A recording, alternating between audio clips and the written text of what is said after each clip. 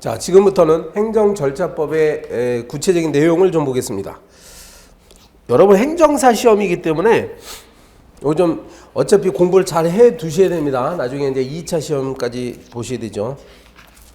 행정절차법의 구조, 지금 한 54개 조문으로 되어 있다는 얘기가 나오고, 그리고 요 뒤에서 다시 나올 텐데요. 자, 행정절차법이 규율하는 것은 크게 5가지다. 처분, 그다음에 신고, 그리고 행정지도, 행정예고, 입법예고 이렇게 돼 있어요. 5가지.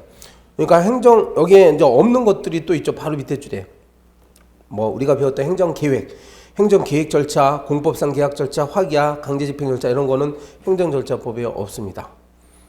그리고 맨 아래에 보세요. 맨 아래에 보면 절차적 규정이 대부분이지만, 당연하죠. 이게 행정절차법이니까 절차적 내용이 당연하지만 실제 법적 규정도 몇 개가 있다 이 말입니다. 신의성실 원칙, 신뢰보호 원칙 이런 건 여기 뒤에 다시 나올 거예요. 실제적 규정도 있습니다. 오른쪽 페이지에서는 그 박스를 좀 보세요. 적용 배제 영역. 아무리 절차적 사항이라 할지라도 행정절차법이 적용되지 않는 영역들이 있어요. 이걸 다 외우기는 어렵죠. 만약에 출제가 됐을 때 여러분이 눈치껏 찍어야 되는데 박스 안을 가만히 보면 굉장히 특수한 영역들이잖아요. 별도의 개별법이 있을 것 같지 않습니까? 전부 다 국회나 지방의회, 국회법이 있겠죠. 법원 조직법이 있고 헌법재판소, 선거관리위원회, 감사. 이런 것들은 일반 행정이 아니기 때문에 이러한 일반 행정의 일반법인 행정절차법이 적용되지 않습니다. 자, 그 다음 페이지 넘어가세요. 354페이지에 일반 원칙 나오잖아요. 이게 실체적 규정이에요. 신의 성실 원칙이 있습니다. 행정청은 직무를 수행할 때 신의에 따라 성실해야 된다. 이게 실체법적 규정이에요. 그 다음에 두 번째, 신뢰보호의 원칙.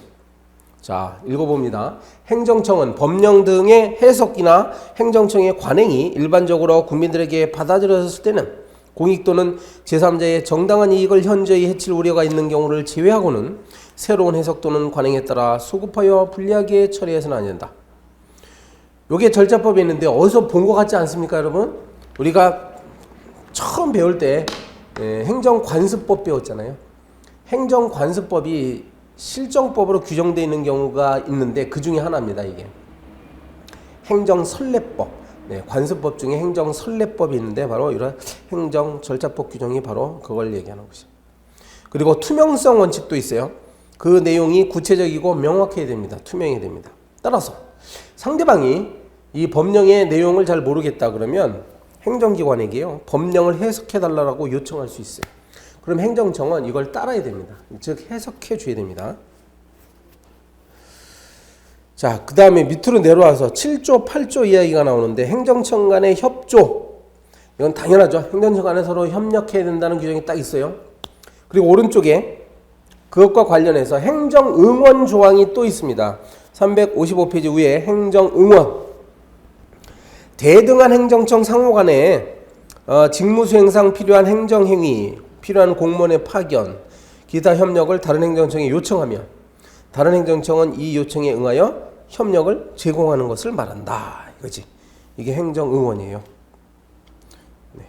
저도 현직에 있을 때 보면은 어느 지역에 뭐 큰 집중호우가 내려가지고 인력이 무척 부족하다 그러면은 그 옆에 있는 행정기관에서 파견을 나갑니다. 여기 요청을 받아가지고 뭐 한 부서에 한 명씩 차출해가지고 이제 보내줘요. 이런 것들이 행정응원이란 말이에요. 여긴 박스가 2개가 나오죠. 2개가 나오는데 첫 번째 박스는 이렇게 행정응원을 요청할 수 있는 사유입니다. 알아두시고 한 너댓 가지 있잖아요. 이러한 경우에 행정응원을 요청할 수 있어요. 그런데 요청을 받은 행정기관은 항상 이 응원을 해줘야 되는 것은 아닙니다. 그 박스에 보듯이요. 첫째, 다른 행정청이 보다 능률적으로 할 수 있는 것이 명백하다. 또는 행정응원을 함으로써 우리 기관의 고유한 행정을 할 수 없게 되는 경우에는 거부할 수가 있다 이거지. 그리고 동그라미 5번에 지휘감독이라고 나오죠. 이렇게 파견된 직원은 누구의 감독을 받아야 될까? 그러니까 본래 소속 기관이냐 아니면은 그 행정응원을 요청한 기관이냐? 어디겠어요? 요청한 기관이지. 왜냐하면 현장에 있는 지휘관이 중요하잖아요. 현장에서 도와주러 왔으니까 그 상대방의 기관의 지휘 감독을 받습니다. 다만 비용은 당연히 응원을 요청한 쪽에서 부담해야 되죠. 비용 부담의 문제였어요. 자, 당사자 이야기는 넘어가고 이제 356페이지 보겠습니다. 요 파트는 제가 특별한 사정이 없는 한 뭐 따로 판서를 안 할 겁니다. 요 부분 지금 하고 있는 부분은. 왜냐하면 법률의 내용을 지금 확인하는 거예요, 눈으로. 시험에 잘 나올 만한 법률 조문을 저희가 이제 같이 보는 거예요. 357페이지 이후에 봅니다. 357페이지 이후에 처분의 신청 방법은 문서로 한다 이렇게 나오죠. 네. 예를 들어서 내가 영업허가 신청을 할 때 구청에 찾아가서 담당 공무원한테 내가 영업허가를 내주십시오 이렇게 말로 하면 되겠어요? 그러니까는 문서로 정확히 미리 영업허가 신청서 같은 경우는 요식화된 문서가 있겠죠. 그럼 거기다가 써야 될 거 다 쓰고 문서로 제출하는 거예요. 이게 문서주의지. 근데 오늘날에 그 세 번째 줄 보듯이요, 전자문서라는 경우도 있습니다. 이게 각 행정기관의 홈페이지가 있는데 거기에 들어가면 민원 접수 코너가 있어요. 그럼 거기에다가 이제 쓰는 거야, 집에서. 그럼 우편 요금도 안 들겠죠. 이제 시민들의 편의를 위해서 이런 제도를 만들어 놨어요. 자, 전자문서를 할 수 있습니다. 그런데 이때 컴퓨터에, 즉 행정청의 컴퓨터에 입력된 때 신청한 것으로 봅니다. 행정청의 컴퓨터라고 했어요. 예, 민원인의 컴퓨터가 아닙니다. 행정청의 컴퓨터에 입력하는 순간. 즉 만약에 오늘 밤 12시에 내가 민원 게시판에다가 민원 접수에다가 집어넣으면 바로 접수된 거예요. 그러니까 공무원들은 내일 아침 9시 돼야 출근하겠지. 그러나 그 전에라도 나는 민원을 접수시킨 것으로 간주가 됩니다. 입력한 때. 자, 그 다음에 괄호 2번. 이제 신청을 했어. 신청을 하면 특별한 규정이 없는 한 접수를 보류하거나 거부하거나 부당하게 되돌려 보내면 안 됩니다. 만약에요, 공무원이 봤을 때 혹시 서류가 좀 부족해. 그러니까 형식적으로 뭔가 좀 잘못되어 있어. 그러면 동그라미 2번처럼 해야 됩니다. 동그라미 2번에 행정청은 신청의 구비 서류에 미비 등 흠이 있는 경우에는 보완에 필요한 상당한 기간을 정해서 지체 없이 신청인에게 보완을 요구해야 돼요. 그렇지? 그래서 3일 내에, 그러면 3일 내에 이 서류를 하나 더 제출하시기 바랍니다. 이렇게 해야 되는 겁니다. 만일 그 3일 내에도 보완을 하지 않으면 그때 비로소 접수된 신청을 되돌려 보낼 수 있는 거예요. 그죠? 네. 무조건 그 자리에서 각하하거나 보류하거나 하면 안 됩니다. 그러니까 보완 요청을 하고 그 다음에 하라 이거지. 기한을 주어라. 동그라미 3번도 보세요. 행정청은 신청인의 편의를 위해서 다른 행정청의 신청을 접수하게 할 수 있습니다. 그렇지?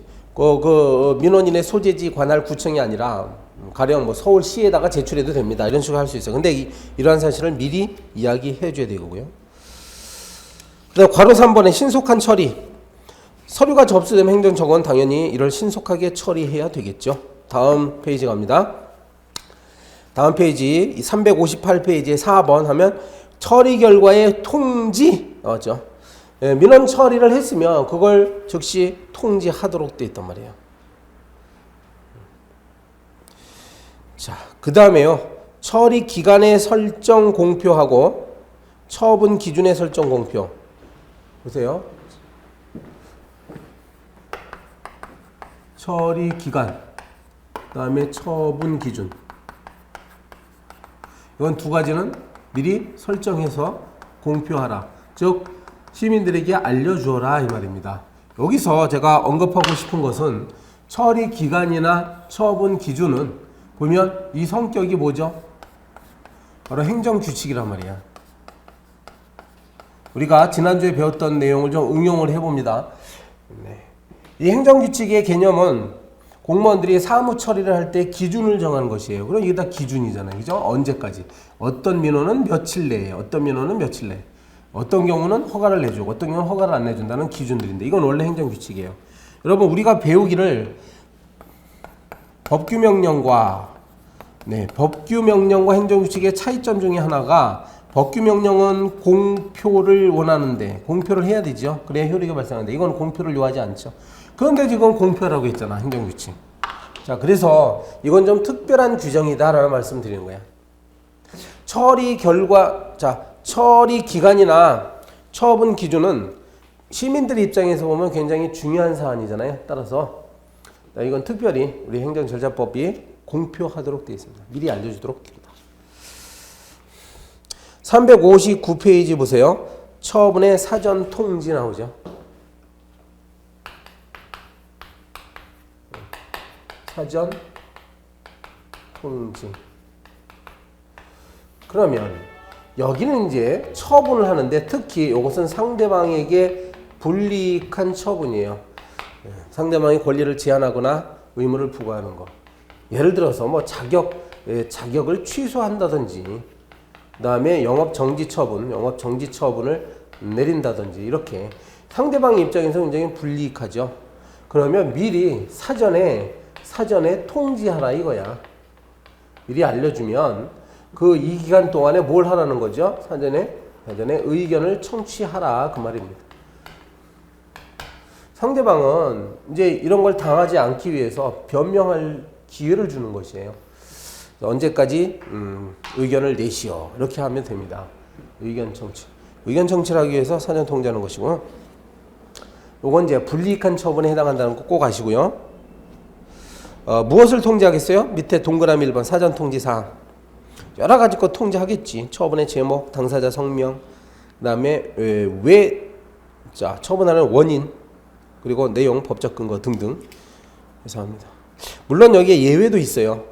사전 통지하지 않아도 되는 예외가 있습니다.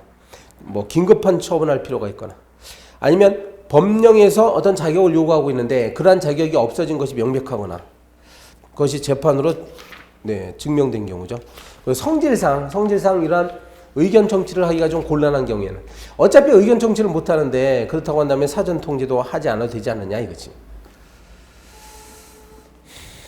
자, 사전 통지와 관련해서는 매우 중요한 판례가 하나 있습니다. 361페이지에 가면 361페이지에 괄호 3번 해가지고 요것이 만약에 거부 처분인 경우는 어떨 거냐 이거지.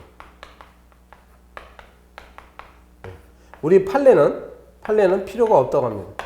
사전 통지하지 않아도 된다고 그래.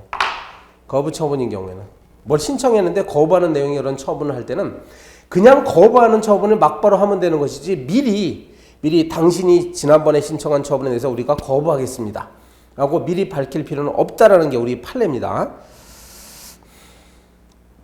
판례 입장에 반대하는 견해도 있어요. 학설들은 거부 처분도 일종의 불이익한 처분이니까 해야 되지 않느냐. 근데 판례는요, 아직 처분이 내려지지 않은 상태이기 때문에 상대방이 무슨 권익을 부여했다고 보기 어렵다는 거야.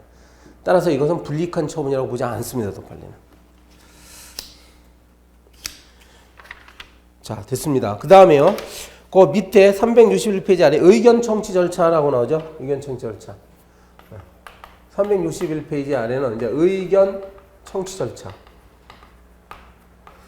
우리 보면은 크게 청문, 공청회,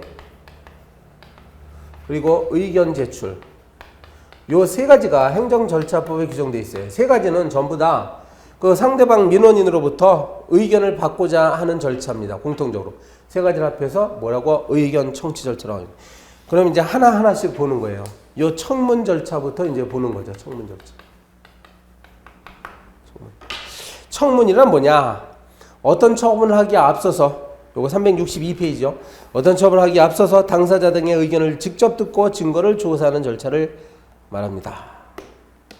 저도 예전에 청문을 많이 해봤어요. 그러니까 이 불이익한 처분할 때 상대방을 행정기관으로 소환해요. 들어오시오. 언제 몇 월 며칠 몇 시까지 들어오시오. 그럼 공무원들은 미리 이제 질문할 내용을 문서를 만들어놔요. 쭉 해놓고 이제 막 물어봅니다. 당신이 이런 걸 하지 않았느냐. 그럼 그쪽에서 뭐 변명하겠지. 변명을 하면 또 받아 적고. 그래서 나중에 청문 절차를 마치고 그 청문 과정에서 오갔던 그런 사실들, 증거조사의 어떤 내용들을 종합적으로 검토해서 실제로 이제 처분을 할 것인지를 결정합니다. 이게 청문 절차예요. 자, 요것은요, 언제 하느냐 봐야 되는데, 362페이지의 동그라미 기억 보세요. 청문은 언제 하느냐. 법령이 청문을 하도록 규정하고 있는 경우, 그리고 행정청이 필요하다고 인정하는 경우겠죠. 그 다음에 인허가 등을 취소하거나 신분 자격을 박탈하거나 하는 경우에 실시합니다.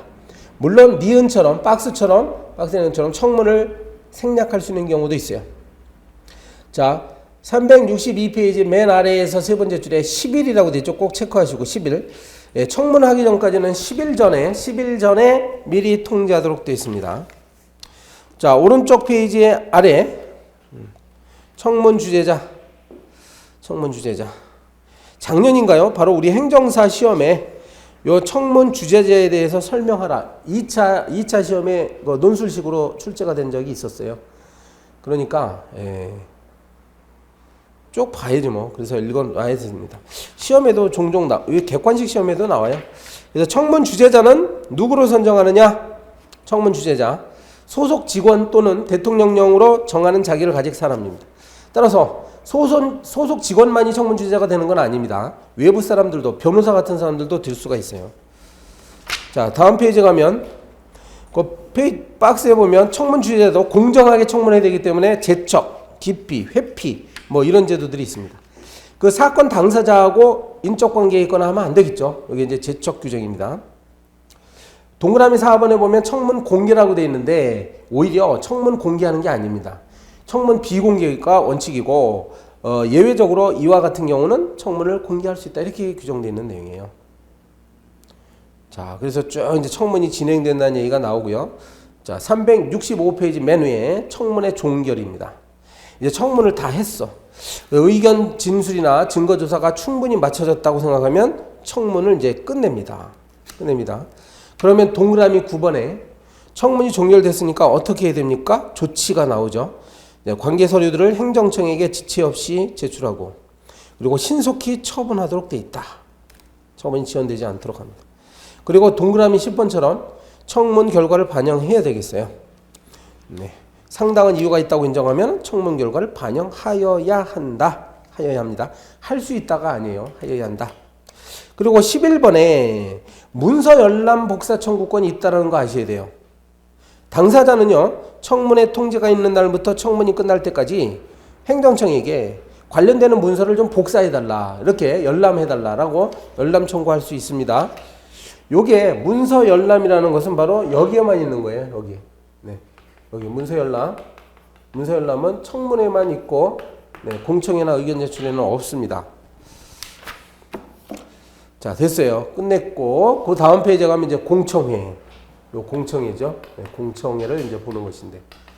아까 청문은 10일 전까지 했지? 10일 전. 네, 공청회는 14일 전까지입니다. 예, 공청회 개념은 널리 전문가나 일반인으로부터 의견을 수렴하기 위한 절차가 공청회죠. 그럼 이제 강당 같은데 많은 사람들이 모여요. 여기서 막 주제 발표하는 사람도 있고, 그리고 방청석에 있는 사람들하고도 서로 토론하고 하는 것이 공청회입니다. 자, 동그라미 3번에 14일 전까지 통지한다 있었죠. 그 다음에 동그라미 4번에 보니까 동그라미 4번에 전자공청회 이야기가 나오잖아요. 요거는요, 일반 공청회와 병행해서만 실시합니다. 일반 공청회를 생략하고 전자공청회만 실시하면 안 돼요. 인터넷을 이용한 공청회도 전자공청회 가능합니다. 근데 병행해서 하라. 그리고 동그라미 5번. 공청회 주재자는 공정하게 공청회가 진행되도록 노력을 해야 됩니다. 오른쪽에 동그라미 6번까지 같이 보시고 공청회 진행을 공정하게 한다. 그 주제와 관련되지 않은 발언을 한 사람에 대해서는 적절한 조치까지 취할 수 있어요. 그리고 동그라미 7번 바로 공청회의 사후 조치. 네. 상당한 이유가 있으면 이것을 반영해야 되겠습니다. 그 다음에 세 번째로 괄호 3번 의견 제출. 뭐 지금 똑같은 걸 써놨는데 아무튼 의견 제출. 여러분도요 살아가면서 이런 일을 하는 경우는 뭐 거의 없겠죠. 네. 이걸 안 하고 살아가는 분들도 있는데 대개 이런 경우는 한 번쯤은 하셨을 것 같아요. 의견 제출. 뭐 운전을 많이 하시잖아요. 그럼 운전하다가 불가피하게 단속이 됐어. 뭐 신호를 위반해가지고 뭐 불법 주차를 하거나 이렇게 해서 그러면은 일정한 기간을 줘요. 이때 서면으로 간단히 구청에다가 담당 부서에다가 의견을 제출하도록 합니다. 그럼 내가 뭐 억울하다, 이러이러한 사정이 있어서 좀 선처해달라 이런 식으로 이제 써내는 제도가 바로 의견 제출이에요. 368페이지에 가시면 368페이지에 동그라미 4번 의견 제출의 효과 나오지. 만약에 의견 제출 기한까지 의견 제출을 하지 않으면 의견이 없는 것으로 봐야지요. 그리고 제출된 의견이 상당한 이유가 있다 그러면 행정청은 또 이거를 반영하여야 한다. 뭐 반영해야 한다 이건 지금 세 개의 공통적으로 나왔습니다. 됐어요. 여기까지가 이제 의견 청취 절차입니다. 369페이지에 가면 처분의 방식 나옵니다. 또 문서주의가 나왔죠. 아까 몇 페이지 앞에서 문서주의 있었잖아. 그거는 처분을 신청할 때 문서라는 것이고, 그러니까 영업허가 신청할 때 문서주의입니다. 자, 여기서는 실제로 영업허가를 내줄 때도 역시 문서로 하도록 되어 있어요. 처분의 방식 뭐라고 문서주의입니다. 이때도 역시 아니죠. 자, 역시가 아니고 넘어갑니다. 자, 처분의 정정, 뭐 명백히 잘못 계산했다든지 이럴 때는 뭐 다시 쓰면 된다는 것이고, 특히 중요한 건 괄호 3번처럼 행정심판이나 행정소송 관련 사항을 고지하도록 되어 있습니다. 고지. 요건 뒤에 나중에 다시 나오는데요. 처분을 내릴 때 당신이 만약에 이 사안에 대해서 불복하는 경우에는 행정심판이나 소송을 제기할 수 있습니다. 라는 걸 알려주도록 되어 있단 말이에요. 자, 370페이지 갑니다. 네. 요거는 이제 다른 이야기예요. 여기서부터는 다른 이야기인데, 이유 제시 또는 이유 부기라고 하죠. 요거는 모든 처분에 해당이 됩니다. 행정기관이 처분을 내릴 때는 왜 이러한 처분을 하는지에 대해서 법적 근거, 사실적 근거를 밝히도록 되어 있어요. 이유 제시. 이렇게 함으로써 행정 절차를 투명하게 하는 것이고, 상대방이 이제 권리 구제를 다투려고 할 때 내가 받아본 이유 제시 내용을 막 공격하면 되니까 편하지요. 그러니까 행정청이 어떤 이유로 처분을 내는지를 알아야 내가 권리 구제를 할 때, 저희 행정심판위원회가 행정심판 청구할 때 쓸 수 있으니까. 네. 여기서는 이제 무엇이냐 하면 이유 제시를 하지 않아도 되는 경우가 매우 많이 나옵니다. 저기 370페이지 위에 동그라미 2번 이유 제시 의무라고 나오죠. 이유 제시 의무. 근데 이 생략할 수 있는 사유가 있어. 생략. 당사자가 신청한 그대로, 그러니까 이유 제시 하지 않아도 되는 거예요. 신청한 그대로 했을 때, 그리고 단순하거나 반복적인 경우, 또는 경미한 경우로서 상대방이 그 이유를 그러니까 명백히 알 수 있는 경우, 상대방이 알고 있으니까 굳이 하지 않아도 된다 이거지. 그리고 이제 긴급을 요하는 경우입니다. 이유 제시하지 않아도 돼요. 그런데 요 두 개는, 밑에 있는 거 두 개는 거는 상대방이 요구를 하면 제시해야 됩니다. 요거 신청한 그대로 했을 때는 이런 규정이 없어요. 여기까지.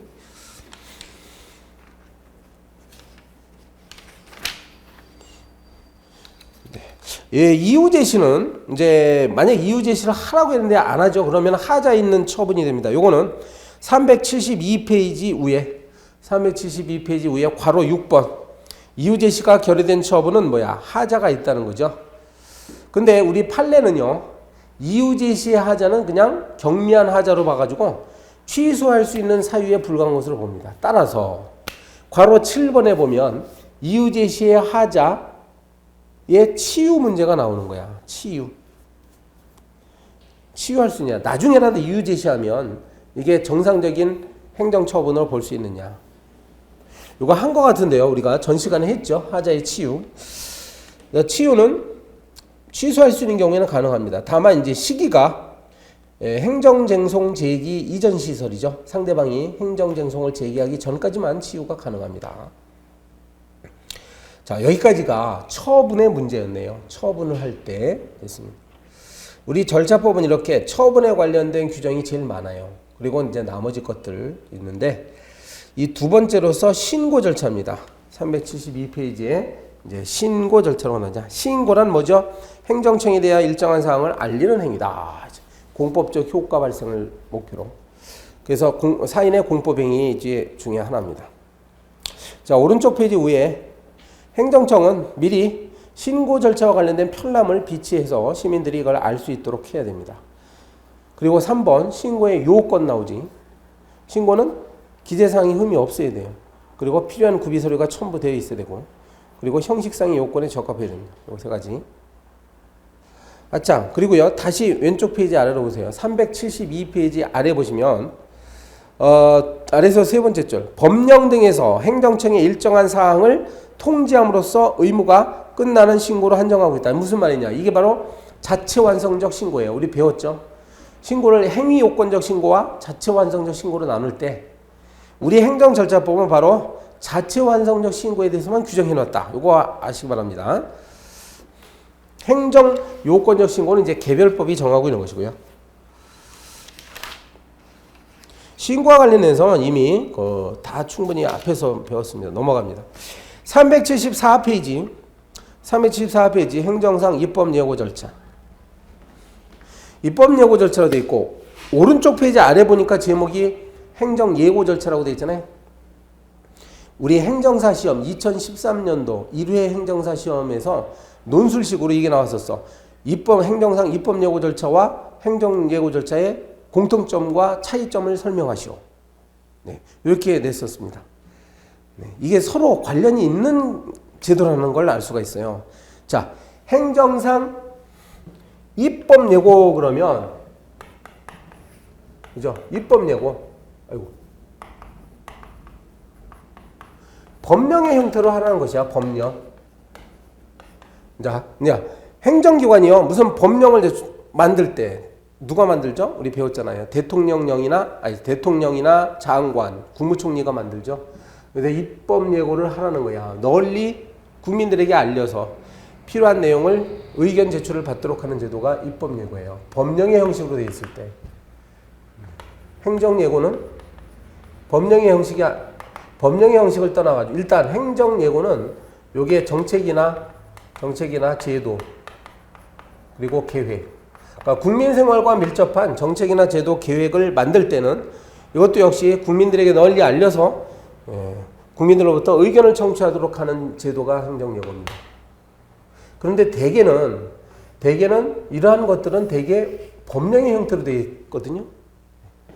따라서 만약에 정책이나 중요한 정책이나 제도가 대통령령의 형식으로 만들어지면 그때는 그냥 입법 예고만 하면 됩니다. 그러니까 별도로 행정 예고를 병행해서 할 필요는 없어요.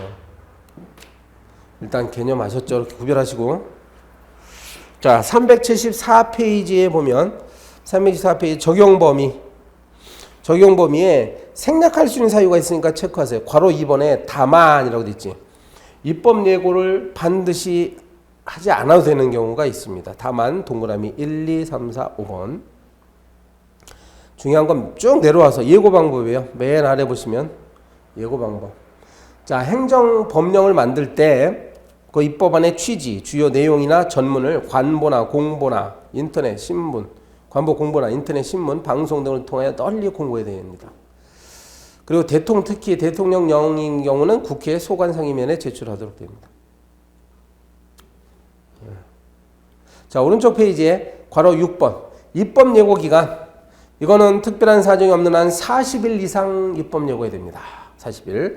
괄호 열고 자치법규 조례죠. 조례는 20일 이상으로 한다. 40, 20 암기하시고. 그러면 이제 누구든지 예고된 입법안에 대해서 의견을 제출할 수 있단 말이에요. 누구든지라고 돼 있어요. 이 입법안에 이해관계를 갖고 있는 사람에 국한되지 않고 국민이라고 한다면 누구든지 제출할 수가 있습니다. 자, 됐습니다. 이게 입법 예고였고요. 그 다음에 6번 행정예고 나오죠. 행정예고란 이런 것인데, 행정예고 언제 하느냐 있고, 절차는 비슷해요. 근데 자, 날짜가 다음 페이지 가면 다음 페이지 중간쯤에 괄호 1번 특별한 사정이 없는 한 20일 이상으로 한다라고 돼 있죠. 요건 또 20일입니다. 그러니까 숫자 기억하시고. 자, 그 다음에 이제 그 행정절차법의 마지막으로 5번째가 행정지도 절차예요. 7번 해가지고 지도 절차인데, 요거는 우리가 앞에서 이미 다뤘어요. 그때 행정절차법 사항을 다 공부했습니다. 기억나십니까? 바로 오늘 했는데, 네. 이 뭐 불이익조치 금지 원칙, 비례 원칙, 임의성의 원칙, 다수인에 대한 행정지도는 공통된 사항을 공표해야 된다. 이런 거 있잖아. 행정지도 실명제. 자, 이런 내용들은 이미 했기 때문에 여기서 생략을 한다. 이렇게 돼 있죠. 자, 이렇게 해서 여러분 행정절차법이 끝났어요. 행정절차의 일반법이었고요.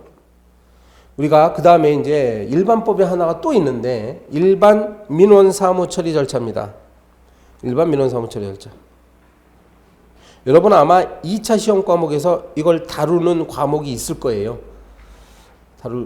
실무 과목 중에 있습니다. 일반 민원사무처리 절차법 있고, 근데 요거는 특정한 행위를 요구하는 민원상에 관한 사무를 처리한 절차입니다. 특정한 행위. 자, 따라서 오른쪽 페이지 보세요.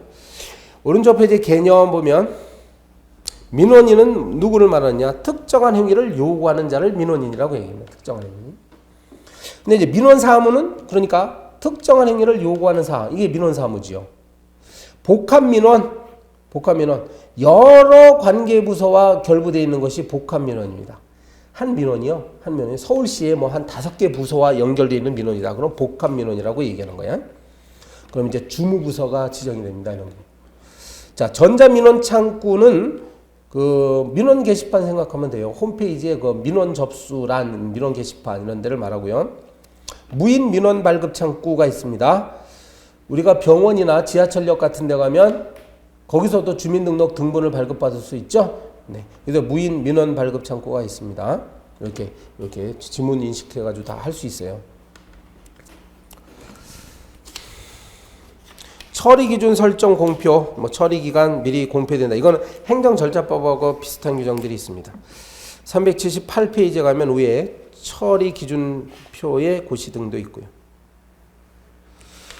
밑에 중요한 법조문들을 지금 소개해놨어요. 제가 박스로. 한 번쯤 읽어보실 필요는 있고요. 객관식으로 나올 수 있으니까. 근데 이제 여기서 중요한 조문을 한번 제가 말씀드릴게요. 제 5조 보세요. 5조. 자, 378페이지 하고 있는 중입니다. 제 5조 민원사무 처리의 원칙. 행정기관은 민원사무를 관계법령 등에서 정하는 바에 따라 다른 업무에 우선하여 처리해야 한다. 다른 업무보다. 그리고 2번, 2항. 처리기간이 남아있다거나 해서 민원사무의 처리를 지연해서는 안 됩니다. 만약에 이 공무원들이 이걸 잘 준수하지 못하는 경우가 있어요. 민원사무 처리기간이 열흘이라고 해가지고 열흘을 만약 꽉 채우는데 그럴 게 아니에요. 한 3일 동안 처리한다면 빨리 해줘야 됩니다. 그리고 7조 민원사무 편람 비치해야 된다는 얘기고, 제10조 보세요. 제10조 불필요한 서류 요구의 금지. 법률이 정한 구비서류 내용이 있는데 그 항목을 넘어서 가지고 쓸데없는 서류 자꾸 제출을 하라고 함으로써 시민들을 괴롭히면 안 됩니다. 그 조문이에요. 그다음에 13조 보세요. 13조. 행정기관장은 접수한 민원서류에 흠이 있다 그러면 보완에 필요한 상당 기간을 정해서 지체 없이 민원인에게 보완을 요구해야 되겠습니다. 그러면 2항 민원인은 처리가 종결되기 전까지는 언제든지 이것을 내용을 보완하거나 변경하거나 취하할 수 있어요. 그리고 14조 복합민원 처리 있죠. 여러 개 부서와 관련된 민원이라면 주무부서를 지정해가지고 주무부서가 중심이 돼가지고 이걸 처리해야 됩니다. 그리고 처리 결과 통지해야 되겠고, 그 다음에 16조에 뭐 무인 민원 발급 창구 아까 했죠. 16조. 그 다음에 18조 거부 처분에 대한 이의 신청. 뭘 신청했는데 거부당했어. 그러면 이의 신청할 수 있습니다. 그럼 이의 신청 받는 날부터 10일 이내에 결정하고 통지를 하도록 되어 있고요. 그리고 22조 민원실 설치한다. 맨 끝에 이렇게 되어 있죠. 민원실을 설치할 수 있다. 할 수 있답니다. 해야 한다로 안 돼 있어요. 할 수 있다. 그다음에 24조 민원 1회 방문 처리제. 자, 민원인을 막 계속적으로 반복적으로 행정기관에 방문하도록 하면 안 되죠. 그냥 한 번 방문해가지고 한 번 방문하면 대체적으로 민원이 처리될 수 있도록 노력해야 됩니다. 이걸 바로 민원 1회 방문 처리제다. 그렇게 하려면 어떻게 해야 돼요? 담당 공무원이 돌아다니면서 공무원이 내부적으로 협의할 사항이 있으면 공무원이 해야죠. 과거에는 민원인 보고 이리 가라 저리 가라. 그럼 민원인이 그냥 수십 개 사무실을 전부 돌아다니겠는데 그러면 안 됩니다. 자, 이 정도 하시면 되겠습니다. 그 다음에 기타 제도도 있네요. 사전심사 청구 특례라고 되어 있죠. 381페이지에 사전심사 청구 특례. 만약에 그 민원 내용이 대규모의 비용이 들어가는 것이다. 그러니까 돈이 굉장히 많이 들어가는 일이야. 그러면은 이걸 착수하기 전에 과연 이것이 허가사항인지, 그러니까 가능한지 여부를 좀 알아볼 필요가 있습니다. 그래서 사전에 심사해달라고 청구할 수 있는 제도가 있습니다. 이건 하나의 권한이죠. 민원인의 권한이기 때문에 뭐 의무적으로 해야 되는 건 아닙니다. 그리고 괄호 2번 민원사무심사관. 그래서 소속 공무원 중에서 민원사무심사관을 지정하고요. 그 다음에 이제 경험 많은 그런 사람들에게 민원 후견인으로 지정해가지고 민원인의 상담에 응할 수 있도록 하는 제도도 있습니다. 후견인 제도. 381페이지에 밑에 뭐 고충 민원 처리 절차라고 나오죠. 이것은 국민들의 고충사항, 불편한 사항을 독립적인 기관으로 하여금 신속하게 해결해 주는 것이다. 그래서 독립적인 기관이 바로 국민권익위원회입니다. 여기서 말하는 건 다음 페이지 위에 보세요. 우리나라 2008년도에 부패방지 및 국민권익위원회 설치와 운영에 관한 법률에 따라 가지고요. 국무총리 소속으로 국민권익위원회를 설치했습니다. 그리고 세 줄 내려오면 지방자치단체에도요. 시민고충처리위원회를 둘 수 있도록 했습니다. 자, 괄호 3번. 국민권익위원회는 업무를 당연히 독립적으로 수행하죠. 그리고 위원장과 위원은 각각 임기가 3년, 1차에 하나여 연임할 수 있습니다. 자, 그리고 밑에는 이제 절차적인 사항이 쭉 설명이 되니까 한번 읽어보세요. 고충민원을 이제 신청받으면 이제 관계기관에게 이첩합니다. 국민권익위원회가 이첩한다 이거야. 그리고 자, 오른쪽 페이지에 고충민원을 접수하면 이제 조사 들어갈 수 있습니다. 우리나라 구조는 이렇게 고충민원을 민원인이 제기했을 때 조사 들어가는 거예요. 그러니까 국민권익위원회가 직권으로 하는 게 아닙니다. 접수항 용이합니다. 자, 383페이지 맨 아래에 고충민원의 결정 이렇게 돼 있죠.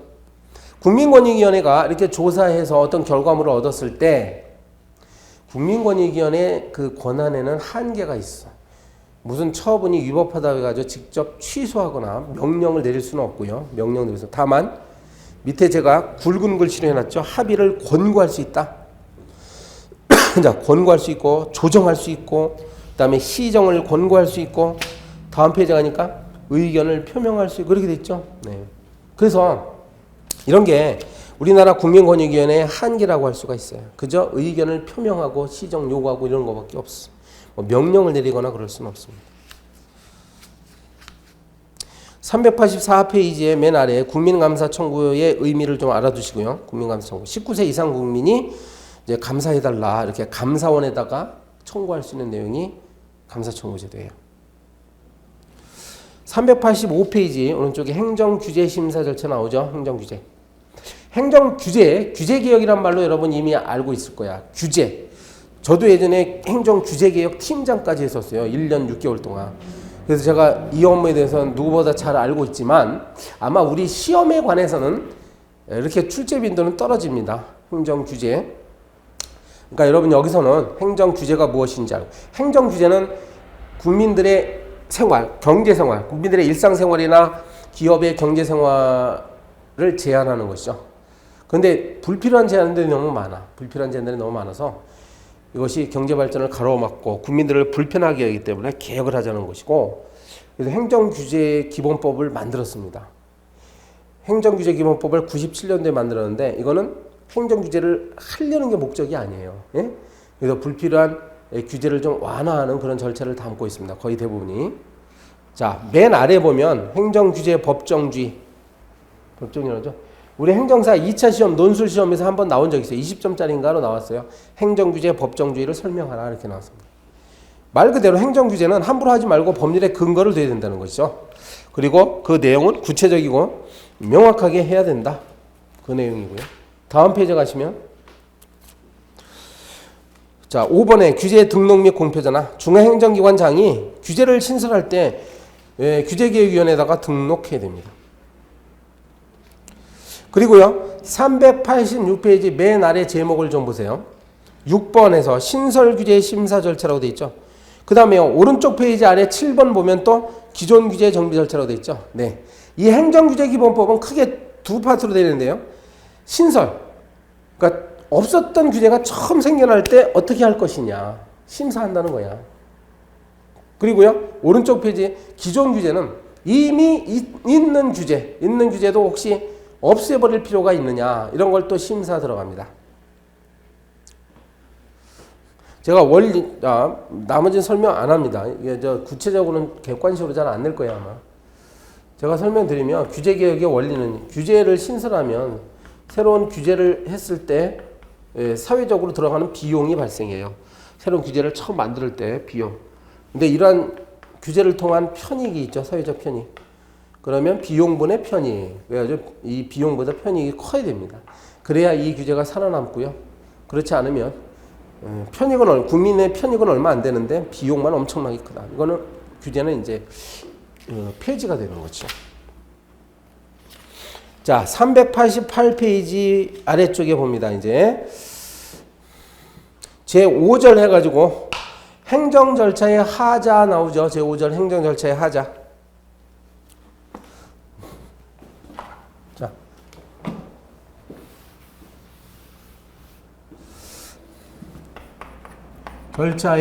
절차의 하자. 법률이 정하고 있는 절차를 거치지 않았을 때 우리는 절차의 하자가 있다라고 봅니다. 절차의 하자가 있다. 그럼 어떻게 처리할 것이냐? 만약에 명문 규정이 있으면 여기에 따르는 거죠. 예를 들면 우리 국가공무원법에 공무원을 징계할 때는 반드시 진술을 받도록 되는데 만약에 진술을 받지 않았어. 그러면은 국가공무원법 진술을 받지 않으면 그 처분은 무효로 한다라고 규정되어 있습니다. 거기 있죠? 무효로 한다. 그러니까 취소 사유가 아니라 무효 사유라고 명백히 규정되어 있으니까 그건 무효예요. 명문 규정. 문제는 명문이 만약에 없을 때가 문제가 되는 것이다 이거죠. 자, 그러면 이것은 우리 책은 이렇게 나눠져 있죠. 재량행위. 명문 규정이 없다 하더라도 하자가 있으면 이거는 이제 취소 사유가 됩니다. 일단 그 처분은 취소가 되는 거야. 취소 사유가 됩니다. 그리고 다시 심사해가지고 다시 어떤 처분을 내려야죠. 그럼 기속행위. 여러분 기속행위의 의미는 법률이 정한 요건에 따라서 그대로 한다는 게 기속행위잖아. 따라서 여기에는 견해가 갈릴 수가 있어요. 소극설, 적극설. 그리고 이제 판례는 무엇이냐 이렇게 나오는데 기속행위인 경우에는 설사 절차상의 하자가 있다 하더라도 소극적이다. 취소 사유가 안 된대요. 왜 그런 거 아니? 취소시켜봐야 나중에 어차피 똑같은 행위가 나오니까. 그러니까 무용한 반복이라고 부르는 거죠. 그러나 적극설은 저기서는 절차의 어떤 중요성을 강조하는 입장입니다. 처음에 제가 말씀드렸잖아요. 절차법 공부 시작할 때 오늘날에는 행정 절차법이 실체법만큼 중요하다고요. 국민의 입장에서 절차가 중요하므로 일단 기속행위 하자가 있으면 절차상 하자라 할지라도 무조건 일단 취소가 된다고 봐요. 판례는 어느 쪽 입장이겠어요? 바로 적극설이죠. 판례도 국민의 이익을 우선시해가지고 판례는 이렇게 말합니다. 이제 재량행위건 기속행위건 간에 절차상의 하자가 있으면 일단 그 처분은 취소 사유가 됩니다. 이 내용이 어디 나온지 아시죠? 389페이지 아래까지 한 거예요. 판례. 그리고 390페이지 좀 가면 390페이지 하자의 치유 이야기가 또 나옵니다. 하자의 치유. 만약에 이건 뭐죠? 390페이지 하자의 치유 밑에 행정행위가 혹시 절차상 하자가 있다. 그럼 나중에 그러한 절차상 하자를 보완해서 치유가 가능하냐 이거죠. 일단 원칙적으로 하자의 치유를 함부로 인정하면 안 됩니다. 그래서 391페이지 위에 인정 여부는 판례 입장은 뭐라고요? 원칙적으로 치유를 인정하지 않아요. 그러나 이제 행정 경제를 고려해서 치유를 간혹 인정하는데 그렇다 하더라도 상대방의 권리를 해하지 않는 범위 내에서만 인정합니다. 국민의 권익을 보호하는 형태로만 인정을 한다고요. 그리고 치유의 식이 또 나왔죠. 이제는 잘 아시겠지. 치유를 허용한다 하더라도 상대방이 행정쟁송을 제기하기 전까지만 인정합니다. 치유의 시기. 네. 자, 이렇게 해서 여러분 어려운 행정절차법을 마쳤습니다. 이제 다음 시간에 2장 개인 정보의 문제로 넘어가겠습니다.